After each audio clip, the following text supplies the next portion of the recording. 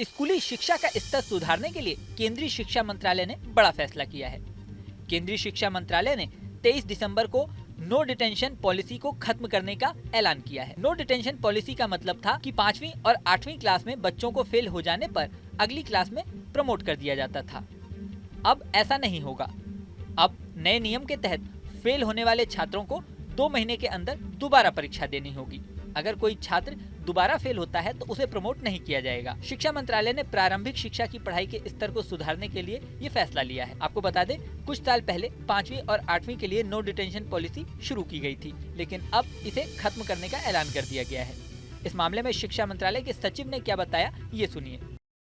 हम लोगों ने ये निर्णय लिया है कि 5वीं में और 8वीं में हर प्रयास करने के पश्चात यदि डिटेंशन करने की आवश्यकता पड़े तो डिटेन किया जाए, लेकिन उसमें यह भी प्रावधान किया गया है कि 8वीं कक्षा तक किसी भी बच्चे को हमारे स्कूलों से निष्कासित नहीं किया जाए।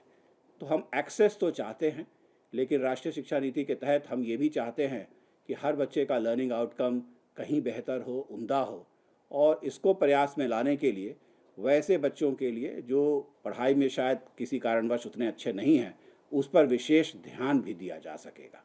और ये रूल्स में जो बदलाव लाए गए हैं, इससे ये संभव हो सकेगा। तो मैं समझता हूँ इससे हमारे सभी बच्चों के लर्निंग आउटकम्स को हम बेहतर बना पाने में सफल हो पाएंगे। आपको बता दें, साल 2019 में शिक्षा का अधिकार अधिनियम यानी RTE में संशोधन के बाद करीब 16 राज्यों और 2 केंद्र शासित प्रदेशों ने पहले ही इन दोनों कक्षाओं के लिए नो डिटेंशन पॉलिसी को खत्म कर दिया था।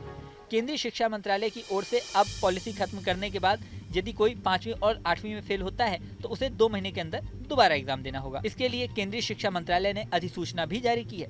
जारी अधिसूचना में कहा गया है कि बच्चे को रोके रखने के दौरान शिक्षक बच्चे के साथ साथ यदि आवश्यक हो तो अभिभावक का भी मार्गदर्शन करेंगे।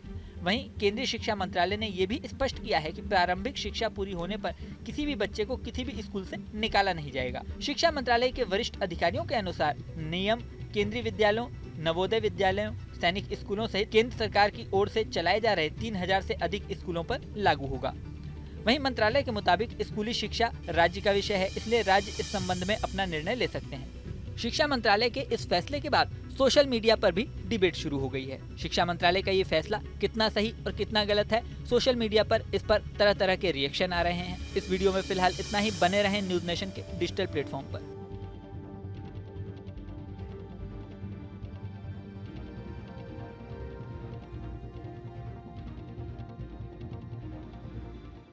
न्यूज नेशन अब व्हाट्सएप पर। खबरों के ताजा अपडेट के लिए न्यूज नेशन के इस QR कोड को स्कैन करें।